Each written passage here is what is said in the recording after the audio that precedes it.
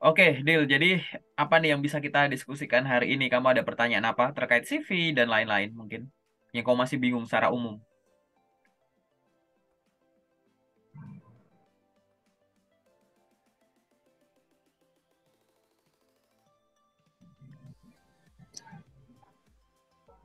Selamat malam, Pak. Ya, kamu ada pertanyaan apa yang sifatnya general atau umum? Jadi sebelumnya saya perkenalkan diri dulu. Saya Fadila Putri Fatria, fresh graduate dari Politeknik Negeri Padang nih, Pak. Nah, saya itu tertarik berkarir dan mulai karir di dunia desain grafis. Di setelah karena saya ini masih fresh graduate, jadi saya masih sangat minim pengalaman dan pengetahuan terkait bagaimana cara agar saya bisa melamar pekerjaan dan bisa langsung diterima gitu Pak. Karena sudah dari September kemarin saya mencoba, tapi sampai saat ini mungkin emang belum rezeki dan mungkin juga ada kesalahan-kesalahan yang saya uh, alami. Jadi makanya saya ingin bertanya kepada Bapak. Oke, kalau terkait dengan bagaimana cara melamar pekerjaan sebagai seorang fresh graduate, terlebih kamu bagian desain grafis, nah ini ada beberapa opsi yang bisa kamu lakukan. Nomor satu, yaitu opsi platformnya. Jadi dipersilahkan kamu secara rutin dicek ulang. Mungkin udah dilakukan ya. Jadi pada saat mengirim lamaran, sumbernya jangan cuma dari satu channel aja. Misal website aja, enggak. Jadi kamu harus menggunakan banyak platform. Itu yang nomor satu dulu. Pastikan kamu nyari loker dari banyak sumber, banyak channel, ngirimnya juga lewat banyak channel. Dalam arti, mungkin kalau kamu misalkan ngirim lamaran setiap hari, pastikan tuh tiap hari tuh ya ada lamaran yang kamu kirim via email, ada yang via websitenya langsung, ada yang via LinkedIn, ada yang lewat job portal A, B, C kayak gitu. Pastikan dulu itu sudah dilakukan, oke? Jangan sampai Oke, sudah. yang dibuka cuma salah satunya atau hari ini ngirimnya di 5, besok cuma 2, besok satu gitu-gitu. Ya, jadi pastikan dulu kamu udah multi channel nomor satu itu. Yang nomor dua, pada saat mengirimkan lamaran pekerjaan, kamu ya boleh mengincar langsung yang sifatnya itu pekerjaan dalam arti jadi karyawan kontrak atau lain-lain gitu ya, sistem kontrak semacam itu, atau kamu cari magang. Magang tetap di-apply. Oke, walaupun aku nggak tahu nih ya, kamu akan mengincar magang nggak? Itu kan ada paid internship gitu ya. Menurutku magang Ya, sempat pikiran dipersilahkan situ. bisa dicoba gitu. Ya kalau udah kepikiran bagus tinggal dilakuin aja. Karena magang itu adalah jembatan ke kerjaan. Magangmu bagus, kamu bisa diangkat, bisa ditarik kayak gitu. Ya dinaikin lah level kontraknya kayak gitu. Jadi dua-duanya ini silahkan dicoba aja gitu. Oke. Jadi ada yang pekerjaan, ada yang magang, nomor itu. Kemudian yang selanjutnya adalah terkait dengan tipe pekerjaannya. Ada yang pekerjaan yang on-site gitu, atau yang online, atau yang hybrid, semuanya dicoba gitu. Banyak pekerjaan desain grafis itu yang nggak perlu ngantor, cukup dari rumah gitu. Iya. Nah, sejauh ini aku nggak tahu kamu ngincer kerjaan yang kayak gitu juga nggak. Banyak sekali situs ya yang bisa mengarahkan kamu ke arah freelancer. Aku punya lumayan banyak temen, temen aku lupa ya kotak-kotaknya nanti aku hubungi lagi gitu ya. Bahwa beberapa tipe pekerjaan, ada yang jadi translator, ada yang jadi desain grafis, ada yang jadi kayak data analis tapi online semua. Beberapa klien dia handle langsung per bulan juga udah 2 digit kok gitu. Mereka nggak perlu misalkan keluar kota, nggak ada transport, nggak perlu ngekos, nggak perlu gini itu dari rumah aja gitu. Itu bisa dilakukan gitu ya, atau web designer dan lain-lain gitu.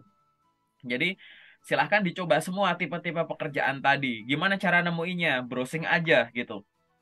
Situs pekerjaan yang remote itu apa aja gitu. Pelajari dulu masing-masing channelnya, coba di-apply di sana. Buat apa? At least tuh kamu di sana udah punya nama dulu, udah punya klien gitu. Begitu ada klien, nah pengalamanmu handle klien sebelumnya itu kan jadi nilai plusmu di portofolio. Nambah, nambah, nambah, nambah terus kayak gitu. Ya, jadi itu yang menjadi nilai plus kamu gitu. Jadi incerlah ke sana. Oke, jadi nomor satu tadi ya, gunakan multi channel untuk melamar kerja. Yang selanjutnya adalah tipe-tipe pekerjaannya yang tadi gitu. itu bisa berasal dari ngelamar kerja atau ngelamar magang. Kemudian kamu cari pekerjaan yang sifatnya yang remote, nggak perlu ngantor, atau yang ngantor, gitu, atau yang hybrid. Oke. Terus yang selanjutnya apa yang harus kamu lakukan? Nah, yang harus kamu lakukan selanjutnya adalah kamu mencari pekerjaan itu harus disadari bahwa yang dilakukan itu adalah mempromosikan diri ke perusahaan, memberitahu perusahaan ada orang sehebat kamu. Lalu yang dilakukan apa? Ada dua hal. Yang pertama itu adalah aktif ngirim lamaran, ya yang mungkin biasa kamu lakukan terus. Dan sisi lain adalah branding, gitu. Menunjukkan bahwa kamu itu, ini loh Pak, gitu, ada orang sehebat saya, gitu. Kenapa itu harus dilakukan? Ada sebagian orang yang dapat pekerjaan gara-gara melamar kerja. Melamar kerja, lolos tahap selanjutnya terus sampai tahap akhir. Tapi ada juga banyak juga orang yang dapat pekerjaan gara-gara apa? Gara-gara dia branding, terus di DM tuh sama recruiter atau sama user, entah di sosmed apapun, kemudian ditawari kerjaan. Contoh paling mudah di LinkedIn, gitu.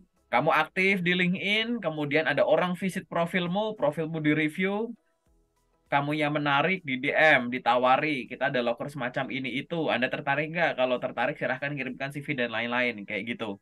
Itu harus kamu lakukan. Jangan tiap hari cuma sibuk nyari kerjaan dengan cara mengirimkan lamaran, terus kamu nggak pernah branding gitu.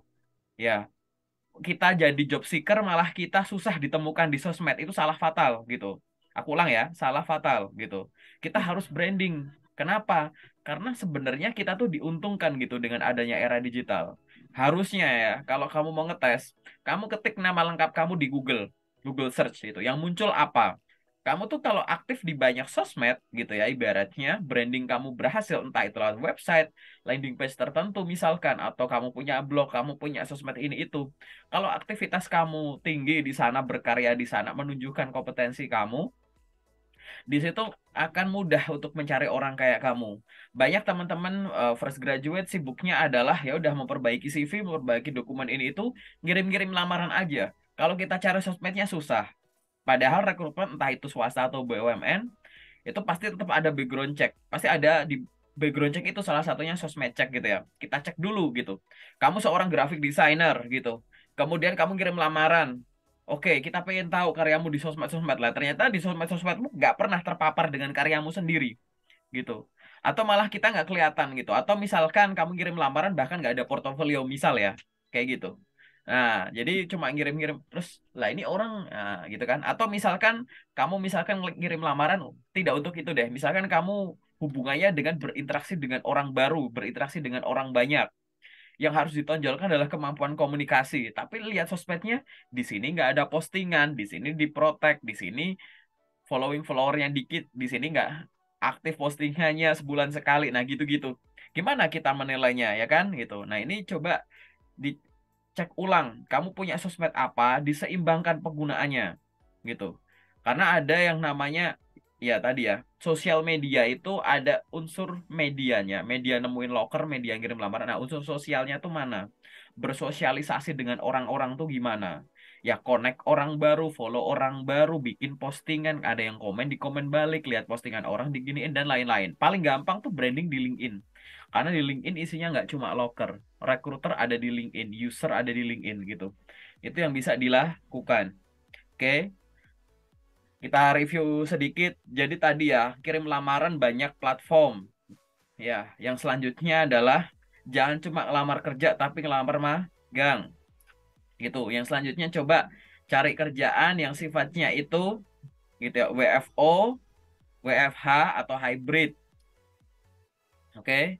Yang selanjutnya barusan adalah gitu. Selain kita sibuk ngelamar kerja, ngirimkan CV, kita juga harus sibuk branding gitu.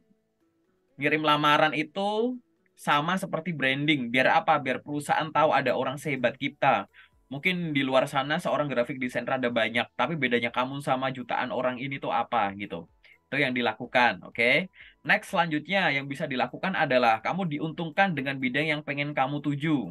Ya, di situ ada karya yang bisa kamu tonjolkan, contoh karya.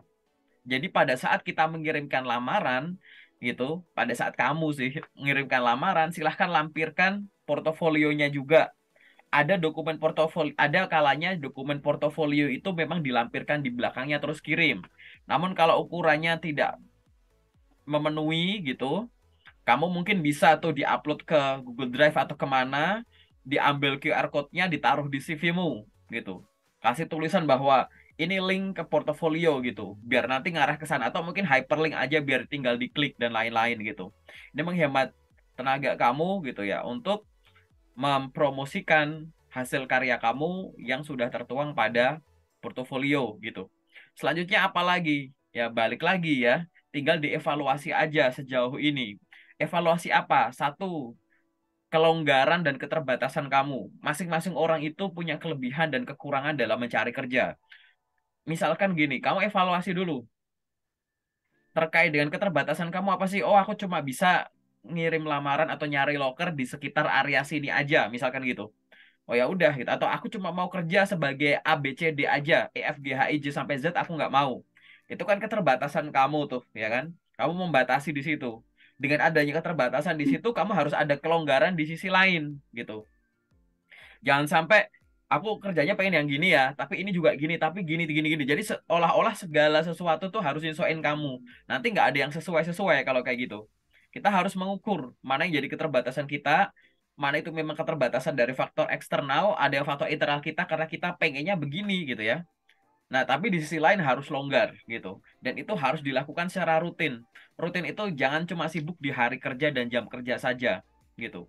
Kemarin hari Minggu banyak banget rekruter baru minggu kemarin ini nih gitu. Hari Minggu rekruter rame. Biasanya rekruter rame itu Sabtu di Eh, LinkedIn. Kenapa? saya izin bertanya ya Pak. Boleh.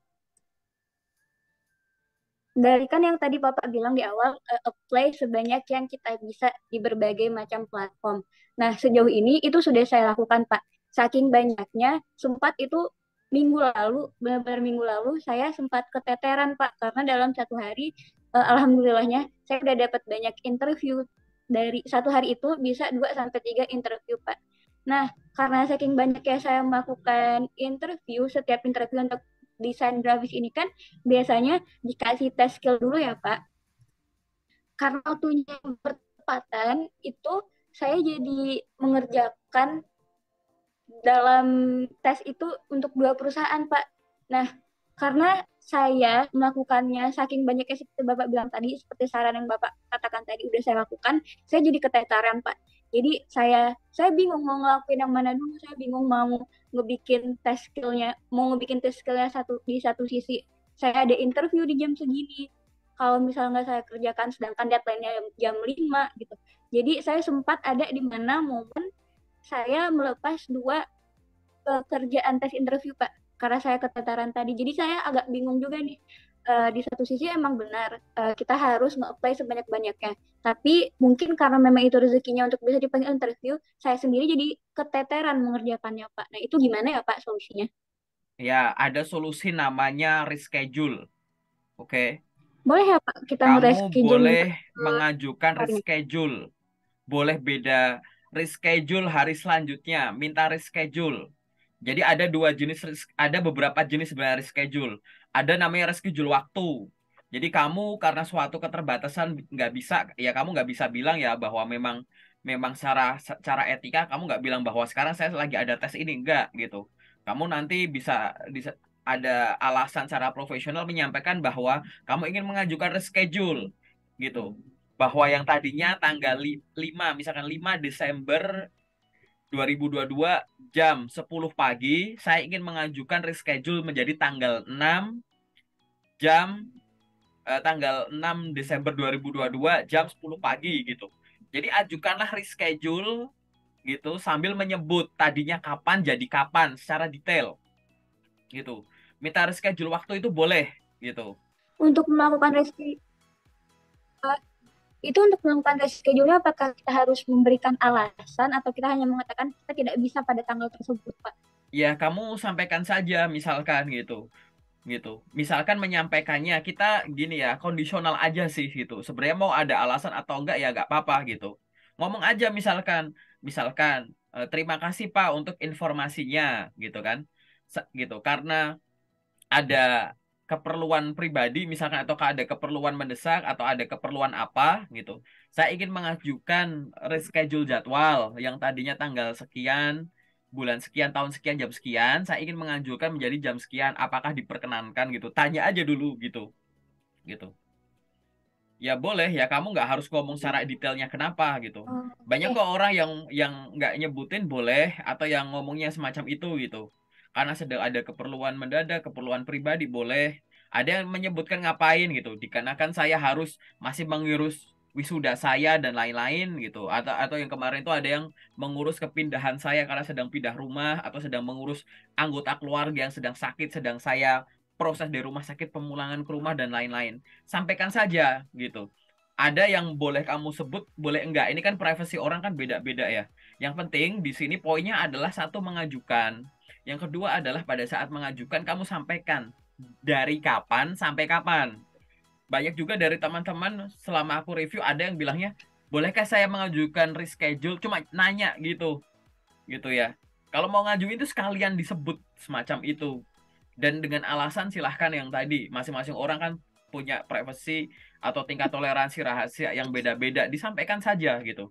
Jadi kamu boleh melakukan reschedule waktu. Atau untuk case tertentu, ada yang, tapi waktu COVID sih paling banyak sekarang mungkin hanya sedikit ya yang akhirnya di ACC bahwa bisa reschedule media. Tadinya kamu harus datang ke kantornya, tapi kamu minta untuk jadi online saja pakai Zoom atau pakai Google Meet gitu-gitu. Itu reschedule yang memungkinkan juga untuk diajukan kalau masih di tahap-tahap awal. Semacam itu. Tapi ingat, sifatnya adalah saya ingin mengusulkan. Dan itu diupayakan. Kayak gitu. Ya, itu yang harus dilakukan. Terus kamu itu ya, berarti kan kamu belum pernah mengajukan tuh. Bingung kayak begitu ya, gitu. Jadi Belum, itu belum. ya Iya, gitu. takut Makanya kalau ngerasa kalau kayak nggak boleh, Kak. Nah, gini, kalau nggak tahu nanya gitu, jangan menyimpulkan sendiri. Kalau menyimpulkan sendiri ya bingung. Kalau kamu nggak melakukan itu bingung juga gitu. Karena kebetulan yang kamu alami, aku pernah alami dulu waktu jadi fresh grade. Sehari itu 3 sampai 4 panggilan. Itu dalam kurun waktu Hmm. 3 minggu tuh gitu. 3 minggu panggilan tes lolos administrasi itu 52 loker gitu. Sampai aku rekap, sampai hafal sampai sekarang gitu. Itu bingung juga tuh. Tapi sekarang aku balik lagi tanya sama kamu. Kalau di atas meja ada makanan favorit kamu, apa semuanya bakal kamu makan sekaligus? Gitu. Aku nanya sama ini pakai analogi aneh ya. Mungkin analogiku salah. Kalau di atas meja makan kamu ada makanan enak-enak dan kamu doyan semua, apa semuanya akan kamu makan sekaligus? Kira-kira Enggak, gimana? Ya enggak gitu. enggak, Betul. enggak bisa kayak Kenapa? gitu. Enggak bisa. Kenapa? Kalau paksakan makan semua muntah kamu. Malah semua yang udah masuk keluar semua. Begitupun kerjaan gitu ya. Ngirim lamaran banyak itu ya kewajiban kamu karena kamu Iya, nggak tahu mana yang akan manggil. betul. Jangan kayak, oh Ujungnya aku malah udah lepas dua-duanya. gitu, aku udah banyak panggilan dan lain-lain, kok malah aku keteteran. Tapi kamu nggak tahu ada reschedule. Akhirnya ya udahlah besok aku ngelamar kerjanya disedikitin. Ini malah salah gitu. Karena kita nggak tahu mana yang bakal manggil, ya kamu silahkan ngirim yang banyak. Toh kalau panggilannya banyak, kamu berhak milih gitu. Milih kan macem-macem gitu. Ya, terkait dengan mana yang kamu akan reschedule, mana yang diduluin. Mungkin mana yang kamu batal untuk kamu follow up karena suatu pertimbangan dan lain-lain gitu. Begitupun makanan juga sama gitu. Kamu tuh berhak memilih, walaupun doyan semua nggak harus kamu makan semua gitu. Itu mungkin bisa dimakan untuk anggota keluarga yang lain gitu. Dan bahkan kalau udah ada yang ingin kamu makan kan juga nggak dimakan bareng gitu. Yang artinya kamu bisa mengatur jadwalnya. Oh ini buat makan pagi, ini buat makan siang, makan sore. Analoginya tuh begitu. Ya, balik lagi kuncinya di sini adalah apa? Kalau nggak tahu nanya. Karena faktanya adalah ya ada dua hal ya yang menarik ya. Nilai positifnya adalah CV kamu dan mungkin dokumen pendukungnya. Kamu ngelampirin portofolio juga kan buat ngelamar kerja kan gitu. Nah, dokumenmu Ya, untuk lamar kerja ini dia itu menarik di mata rekruter. Buktinya kamu lolos ke tahap itu, ke tahap selanjutnya lah gitu ya. Ya, lolos ya kamu ke tahap selanjutnya membuktikan bahwa dokumen kamu ini dalam tanda kutip nggak perlu aku review aja udah menarik di mata rekruter. Oke? Nah, itu adalah sisi positifnya. Nah, yang kedua, sisi negatifnya adalah kamu menyimpulkan tanpa dasar, padahal kamu ada kesempatan nanya. Nanya sama senior kamu, mungkin di situ siapapun ya ada coach siapa, kamu boleh nanya aku atau orang siapapun, bahwa atau nanya sama Google gitu. Kalau kamu kayak boleh nggak ya, jangan duga-dugaan tanpa dasar gitu. Ingat ya, banyak kampus, mayoritas kampus itu nggak ada pendidikan tuh cara bikin CV yang baik dan benar, cara interview, cara main LinkedIn, Tuh. cara filter locker gitu-gitu. Cuma sedikit kampus yang ngadain itu dan itu masih basic gitu. Nah, kalau nggak ada dasar, terus kamu menganalisis, terus analisismu tuh dasarnya apa gitu. Makanya kalau nggak tahu nanya gitu. Ya memang susah gitu. Kamu cuma bilang tadi, kalau nggak salah ya, aku ngelepas dua Kak, gara-gara aku nggak bisa ini. Ya Ya, bagus betul. gitu. Ya itu bagus. Dalam arti apa?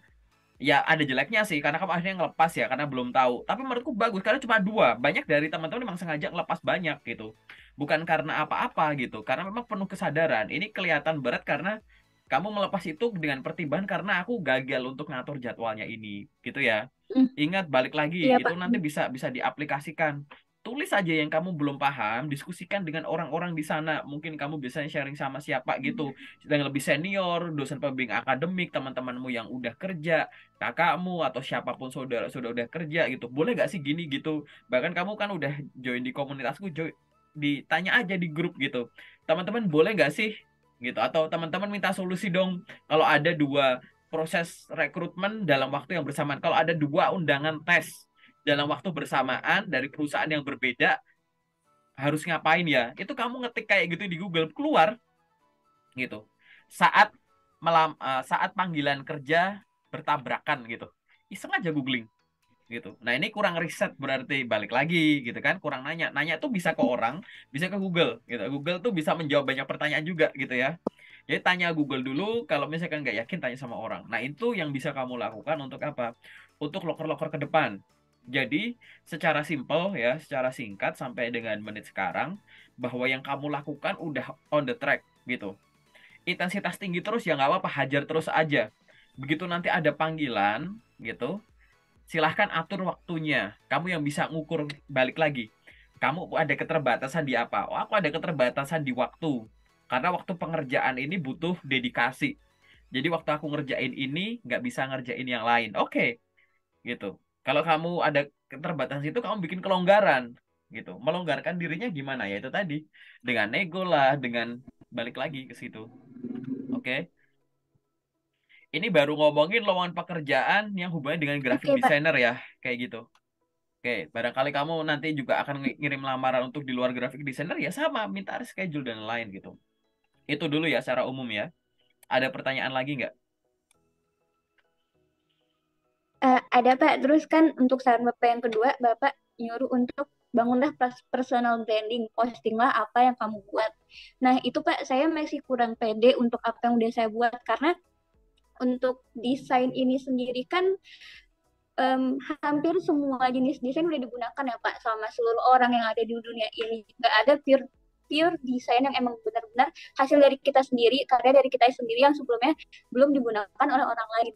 Nah, saya tuh takutnya kalau misalnya saya posting terus itu menemukan kemiripan dengan orang lain, terus orang lain langsung merasa kayak, lah ini kan kayak punya saya, kamu ngambil karya saya ya. Nah itu adalah ketakutan yang saat ini saya alami Pak, makanya saya masih belum berani untuk memposting hasil dari karya-karya saya sendiri.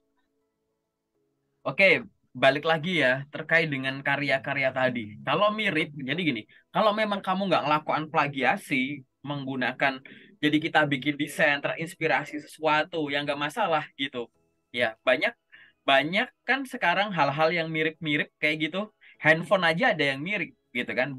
Merek ini sama merek ini mirip-mirip, tapi ya biasa aja. Tapi sekarang balik lagi, kalau misalkan ya pada saat kamu ingin bergerak, yang kamu pikir, lah aku pengen posting, tapi kan yang posting soal ini udah banyak kayak gitu. Nah sekarang balik lagi, kamu pernah jalan-jalan di mall. Di mall tuh banyak SPG yang kayak nawar-nawarin pakai brosur gitu, yang bilang-bilang bahwa "Hai Pak atau Bu, silahkan dicoba, silahkan dibeli dan lain-lain gitu."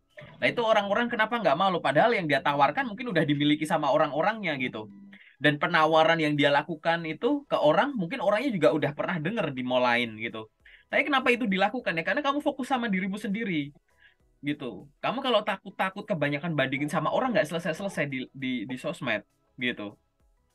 Kamu mau posting, aduh aku cuma orang orang D3 ah, kan banyak yang S1 gitu. Kamu orang S1 mau posting, ah enggak ah, aku nggak mampu. Aku kan cuma S1, banyak orang S2, nanti aku dikira sok-sokan. Nanti kamu orang S2, aduh banyak nih orang S3 gitu. Nanti orang S3 banyak nih yang profesor-profesor, ah, kan nggak kelar-kelar kamu nanti gitu.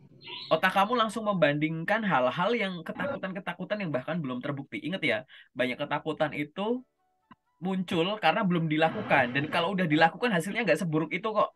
Gitu. Balik lagi, ketakutan ini kan berarti kan kamu Berarti menyimpulkan nggak dari apa-apa ya sesuatu Pak, yang nggak kita posting berdasar. hasil-hasil dari kita sendiri.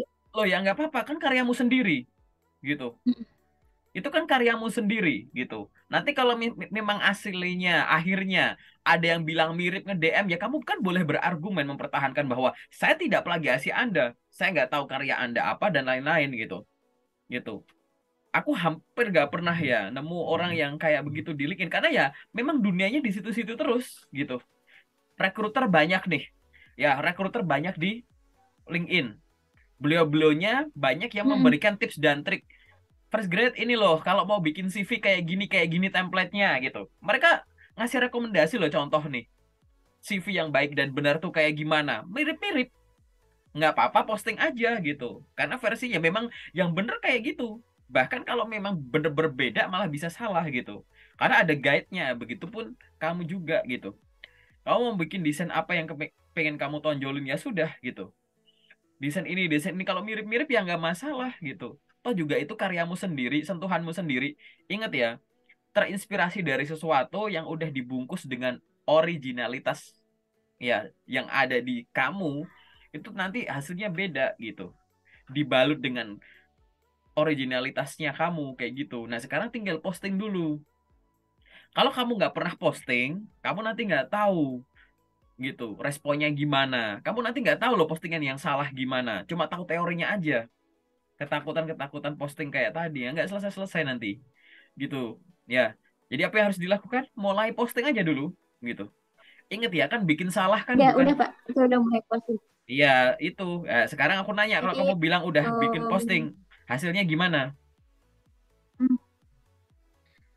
yang kan kalau di LinkedIn tuh kita bisa melihat hasil postingan ya. Saya masih kurang tahu itu maksud dari yang melihat itu hanya sekedar men-scroll atau memang melihat postingan kita. Tapi untuk dari postingan-postingan itu, tayangan postingannya saya bisa tembus satu postingan itu 500 sampai 1000 postingan, Pak, yang melihat. Tapi saya nggak tahu itu maksudnya gimana. Apakah orang hanya men-scroll atau memang melihat? Kan grafiknya Ya, kelihatan ya, Pak. ya kalau tampilan itu artinya berapa kali ya berapa kali si postinganmu itu muncul di berandanya orang kayak gitu. Kalau nanti akhirnya dia cuma ngeliat terus di next next next gitu misalkan kamu pakai carousel atau apa ya itu beda ya. Maksudnya nggak kedetek kalau kamu pakai yang biasa gitu nggak kedetek gitu. Cuman sekarang kalau kamu sudah tadi kamu bilang bahwa saya udah melakukan itu, coba lakukan lagi gitu.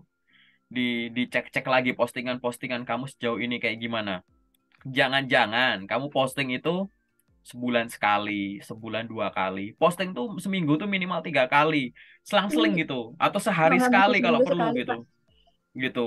Hari ini posting, besok enggak, besok posting, besok enggak. Coba gitu. Bikin suatu keteraturan gitu.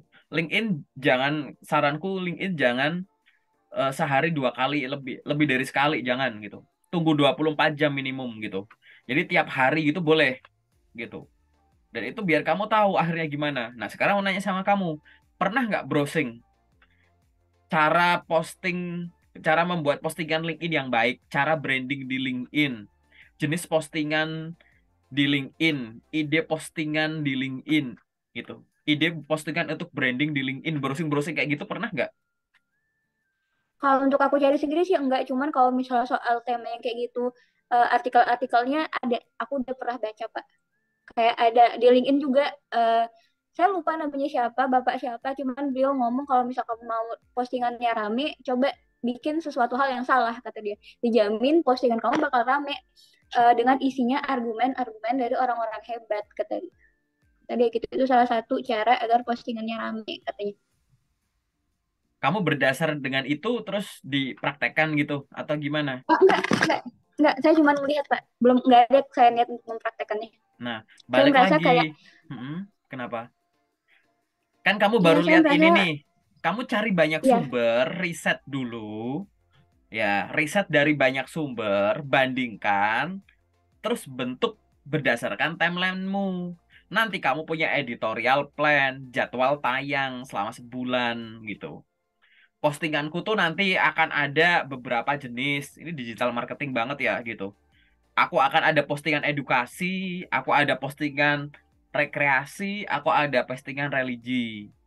Edukasi itu soal apa gitu. Rekreasi itu hiburan, hiburan apa gitu. Postingan hiburan yang menggunakan kemampuan grafik desainerku tuh apa. Postingan religi yang hubungannya sama kemampuan grafik desainerku apa gitu. Kalau mau diturunin kayak gitu gitu. Atau terserah gitu. Aku pengen bikin postingan untuk kalangan pekerja. Aku pengen bikin postingan untuk sesama fresh graduate. Aku pengen postingan untuk lulusan SMA. Aku pengen bikin postingan untuk ibu rumah tangga gitu. Konsep aja gitu gitu. Tapi riset dulu, jangan karena belajar dari satu sumber terus langsung rasa ahli ya udah eksekusi nanti nggak jalan nanti gitu. Nanti postingan kamu pasti jadi nggak rutin, nanti nggak konsep gitu, nggak ketahuan warnanya apa gitu. Yang harus lebih dikhawatirkan daripada kamu takut dianggap plagiat padahal mulai posting juga belum rutin adalah kamu tuh nggak kelihatan di mata recruiter. Ingat LinkedIn itu isinya nggak cuma logger, ada recruiter, ada user. Nah, ini tuh waktu kamu tuh mendekatkan diri ke mereka biar dinotis sama mereka. Caranya apa? Ya kadang connect, kadang follow, ngechat, tapi kamu juga bikin postingan biar kamu dikenal bahwa oh ini orang tuh jago ini orang suka ini. Urusan rame atau enggak postingannya nanti sambil jalan nanti kamu akan teruji. Sambil teman kamu nanti akan bertambah. Kalau temennya masih dikit ya postingan kamu yang lihat cuma dikit. Jangan-jangan nggak tiap hari connect ke orang baru.